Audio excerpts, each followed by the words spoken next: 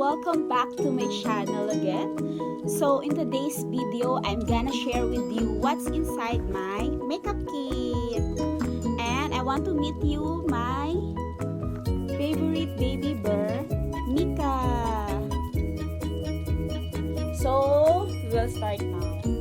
So in today's video, I want to show you what's inside my makeup kit. So this one I brought in H&M.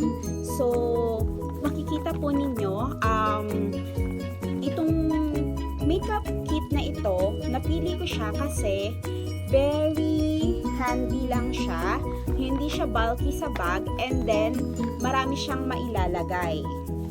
And then the first thing na chinek ko nung binili ko siya is yung zipper.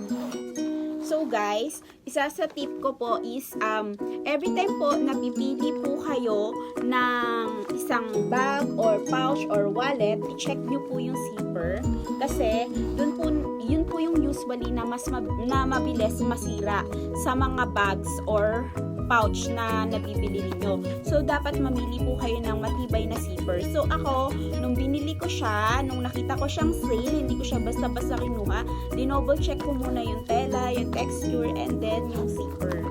So, isa yan sa natutunan kong tip sa aking nanay na kapag bumibili, dapat dino-double check yung zipper. Kasi yung iba, maganda lang yung design, maganda lang yung style niya, pero hindi matibay yung pagkakakabit ng zipper. So, yon. Eto, nabili ko siya sa H&M. Good thing, nung nagpunta ako sa H&M, sale siya. So, nabili ko lang siya na, I think, 15 real. So, maganda siya.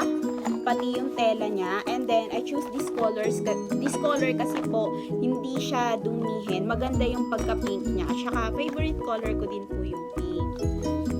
Then,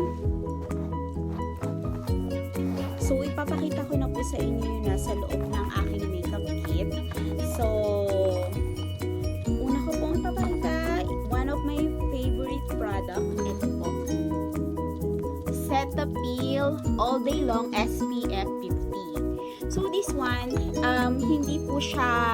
hindi ko po ine-endorse ang product na ito, pero ito po kasi yung nahiyang sa akin para sa sun protection. So, daily ginagamit ko siya sa face ko, tsaka sa neck ko. Kasi maganda siya as a sun protection. Especially kung magta-travel ka, kung pupunta ka sa beach, yan, ito, maganda to. Maganda talaga siyang sun protection. Very effective. Kaya po, i-try nyo rin po siya. And then, another one, hindi po mawawala sa aking makeup kit ay ang Sebamed. This one. Sebamed Lip Protection. Ito, lip gloss siya. Dito po kasi sa Saudi, kung hindi po sobrang init pag summer, sobrang lamig naman po pag winter. So, ang problem ko is mabilis mag-crack at sugat yung lips ko, especially pag winter. So, this one, ito yung nahiyang sa akin na lip gloss na maganda siya sa lips, tapos nagre-red na rin siya kahit hindi ka pa nagli-lipstick. Tapos, hindi nasusugatan yung aking lips. Tapos, shiny. Matagal siya. Kung mag-a-apply lang ulit ako nito kapag kakain ulit ako. Tapos, SPF 30 din siya. So, yan. Maganda talaga tong product na to. Again, hindi ko din po ina-endorse ang product na to, pero nahiyang po sa akin to. Kaya, ito yung aking ginagamit daily. So, another one is this one. Bebe Kong Glycerin Cream. So, ito kasi usually dito sa Saudi, dahil sobrang init kapag summer at sobrang lamig kapag winter, sobrang nakaka-dry sa skin. So, ako po kasi as a nurse, lagi po ako nag-hand washing. Pero, hindi ko po hinahayaang mag-dry yung aking skin. So, nagbabaon po ako ng handy lang na cream para lang hindi ako pag-dry. So, ina-apply ko to as always. And then, another one is this face powder. Ito po, Nichido Face Powder. So, ito po yung, Nichido Face Powder. Ito po yung paborito kong face powder. So, natural Nichido Face fantasy color. So, ito po, nahiyang po siya sa akin kasi ako, kahit anong i-apply ko sa mukha ko, pag hindi siya nahiyang, nagpa-party lahat ng tigyawat sa mukha ko. So, ito, since nahiyang siya sa akin, hindi na siya nawawala sa makeup kit ko. Lagi ko na siyang baon.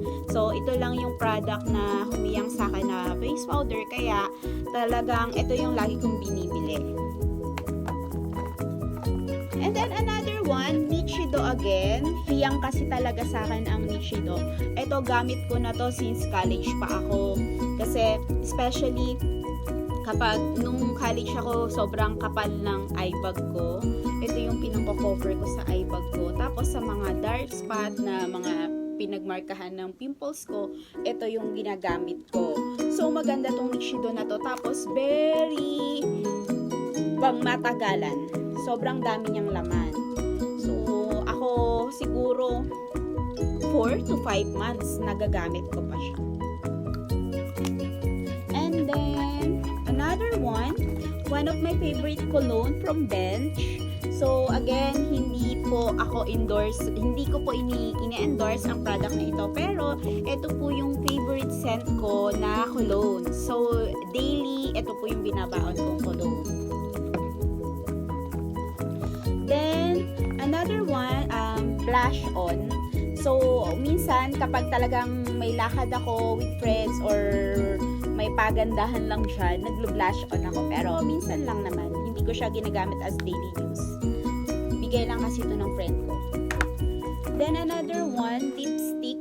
Passion lipstick from Royal. Bali, yung friend ko kasi is-supplier siya ng Royal product. So, nag-try lang din ako ng product niya. Nahiyang naman siya sa akin kasi ang problem ko nga is mabilis mag-dry yung lips ko at mabilis magsugat pag hindi hiyang yung lipstick sa akin. So, ito, nag-stay ako sa product na to kasi dito hindi nagsusugat at hindi nagda-dry yung lips ko. Then, syempre, hindi mawawala ang suklay. Kasi, every time talaga na pupunta ako sa mga powder room, lagi ako nagsusuklay. So, yan. Gusto ko yung black na suklay kasi, at saka yung may mga malalaking space. Kasi, hindi siya masakit isuklay at saka, yung ganito hindi rin siya dumi. Pero, syempre, everyday ko naman siyang nililinis. And then, another one, ito naman, ano lang to, this one, nilalagay ko to sa eye bag before ako matulog. Ito yung Dr. Organic Bioactive Skincare Royal Jelly Eye Serum. Kasi, kung mapapansin niyo po, medyo ma-eye bag po talaga ako. So, ina-apply ko to. Ito yung in-advise lang to sa akin ng friend ko.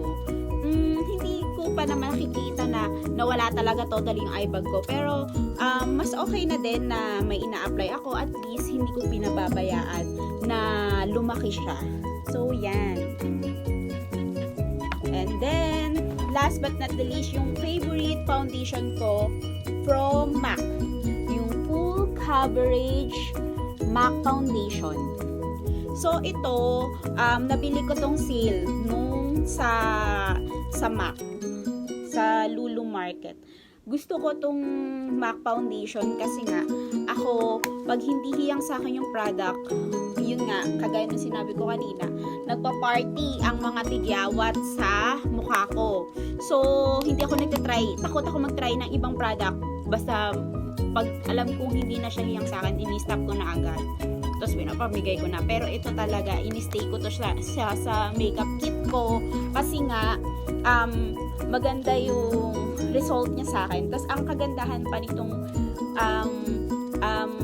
foundation ng MAC is that na hanggat hindi mo siya hinihilamusan, hindi siya mawawala, hindi siya mabilis mag-fade. So talaga kung a-attend ka ng party tapos gumamit ka ng foundation ng MAC, maganda talaga siya. So maganda talaga siya. So maintain yung beauty mo once na umattend ka sa mga party tapos gumamit ka na nitong foundation na to. Mabubura lang siya pag naghilamos ka. So yun lang yung laman ng aking makeup kit. So kita nyo naman, ang ganda ng pouch na to, ang ganda ng texture ng tela niya, pati yung pagkakatahi niya sa loob. Kasi ako chine-check ko talaga kung paano siya tinahi, kung matibay ba yung quality. Kasi matagal sa akin ang mga gamit. As in, hindi ako palabili ng mga gamit. Kasi I see to it na matibay talaga siya. At saka, yung talagang gustong-gusto ko talagang gamitin. Yun. So, yan. Ang tibay din ng kanyang zipper. So, yun. Ipabalik ko na siya. So, yun lang po yung laman ng aking makeup kit. Hindi naman po talaga ako mahilig mag-makeup. Pero, syempre, it's a girl thing. So, that's all for today. Thank you. I hope you learn something new para po dun sa shinare ko na aking makeup kit. Thank you and God bless everyone.